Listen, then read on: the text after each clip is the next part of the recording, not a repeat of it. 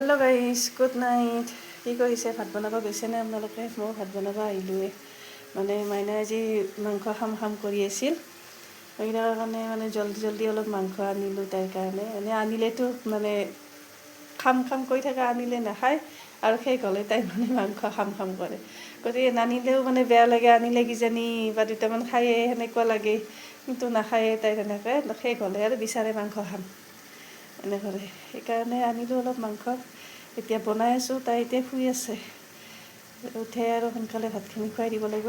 ৰাতি বেছি তাই ভাতেই নাখায়, শুয়ে থাকে। সেইকাৰণে ভাবিলোঁ আৰু সোনকালে বনাই মেলি তাইক খুৱাই দিওঁ। মানে এতিয়া উঠা নাই, মানে ভাতখিনি হ'লে আৰু তাইক উঠাই দিম আৰু। এতিয়া বনাই আছোঁ, ভাতত লাগি আছোঁ। সেয়া মাংস এয়া বনাই আছোঁ।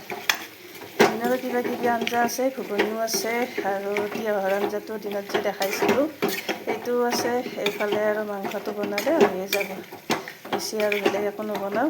দেউতা আৰু মই আৰু মাইনাহে এনেকৈ আৰু খাই লৈ শুই থাকোঁ। আৰু এতিয়া সোনকালে বনাওঁ, তাইকো সোনকালে উঠাব লাগিল। যেনেকৈ মাংস খাম কৰি আছে, দুইটাপা খালেও বহুত। ৰাতিটো মানে ভাত নাখাই সোনকালে শুই যায় তাই। আৰু এইফালে সোনকালে উঠিব লাগিল, ৰাতিপুৱা হ'লে স্কুল আছে।